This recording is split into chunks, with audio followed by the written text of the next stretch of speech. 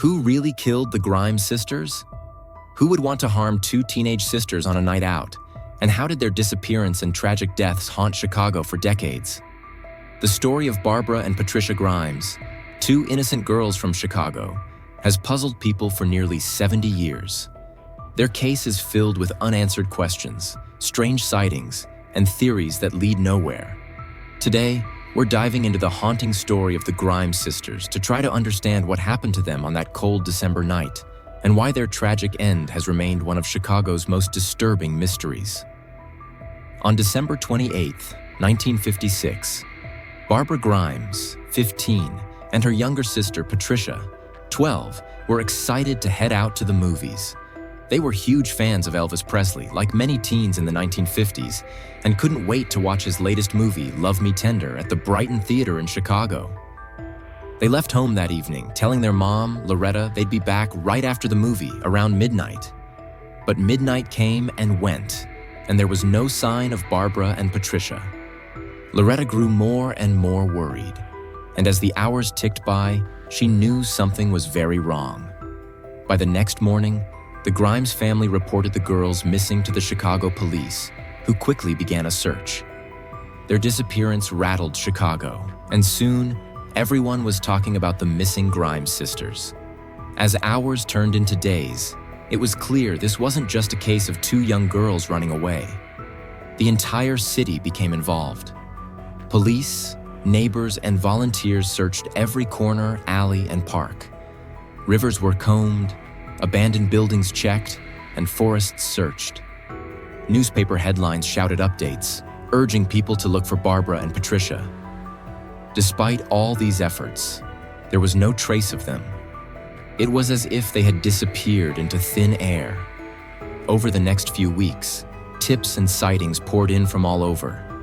People claimed to have seen the girls hitchhiking on various roads or spotted them in nearby towns, but none of these sightings could be verified.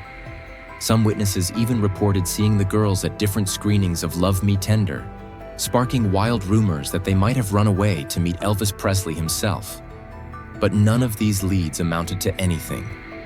Investigators were left frustrated, and the Grimes family was left without answers. Weeks passed with no progress, and people began to fear the worst. Then, on January 22, 1957, nearly a month after they vanished, the grim discovery finally came. A man driving along German Church Road in Willow Springs, a rural area southwest of Chicago, noticed two objects lying in the snow along the road. When he got closer, he realized he was looking at two bodies. It was Barbara and Patricia Grimes, lying lifeless in the cold. They were found naked, their bodies covered in bruises and signs of a struggle. This horrifying discovery sent shockwaves through Chicago and the country. The search was over, but now a new question haunted everyone. Who would do this to two young girls, and why? Police secured the area and began investigating. The autopsy findings were troubling and unclear. Medical examiners estimated that the sisters had likely died on the night they disappeared or shortly afterward. However, the exact cause of death was hard to determine. They showed signs of blunt force trauma, but there were no obvious fatal injuries that could explain what happened. The cold weather might have preserved their bodies, but it also made it difficult to piece together the exact events of that night. This lack of clear answers only added to the horror and mystery surrounding their deaths. As news of the discovery spread, theories about what happened to Barbara and Patricia exploded. The police had multiple suspects and leads, but each one only deepened the mystery. The first main suspect was a man named Edward Benny Bedwell. He was a drifter with a shady past who initially confessed to the murders, claiming he had been with the girls the night they disappeared. Bedwell said that they'd spent the evening together, went out for drinks, and stayed overnight at a hotel. This shocking confession led many to believe that the case was solved. But then Bedwell suddenly took back his story, saying he was pressured by the police. His alibi checked out, and police confirmed he was not with the girls on the night they disappeared. Just like that, the case went back to square one. If he wasn't responsible, then who was? Some theories suggested that the girls may have known their killer. Investigators began looking at friends, neighbors, and people in the community, but no strong leads surfaced. Some believed that the sisters might have stumbled upon something dangerous or been targeted for a reason unknown to their family. In Chicago, whispers of mob connections also surfaced. Chicago was notorious for organized crime at the time, and some speculated that the Grimes sisters might have unknowingly seen something or crossed paths with someone connected to the mob. But once again, there was no hard evidence to support this idea, and the theory quickly faded. Then, there was the strangest theory of all, fueled by the Elvis sightings. Several people claimed they had seen the Grimes sisters after their disappearance, attending other showings of Love Me Tender. Rumors began swirling that Barbara and Patricia had run away to try to meet Elvis himself. These reports were difficult to verify, but police chased them down, hoping for answers. But each sighting turned out to be a dead end. The Elvis angle, although strange and intriguing, didn't lead anywhere.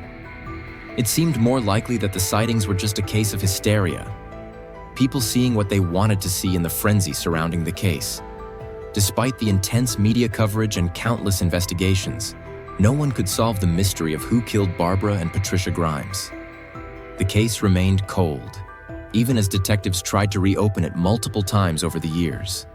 Their family, desperate for answers, continued to seek justice, but the answers never came. The Grimes sisters' deaths left a scar not just on their family, but on all of Chicago. Their tragic story became a chilling symbol of innocence lost, a reminder that danger could lurk anywhere, even in a seemingly safe, familiar city.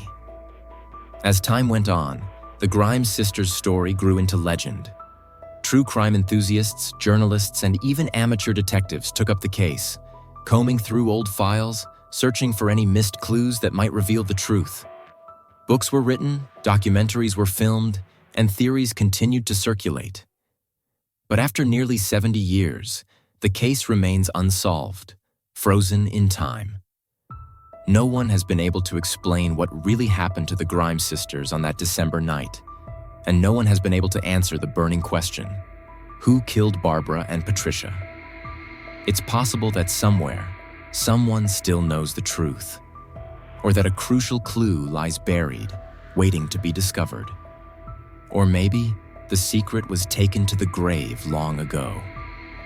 The tragic deaths of Barbara and Patricia Grimes stand as one of Chicago's most haunting, unsolved mysteries, a case that even now casts a long, dark shadow over the city.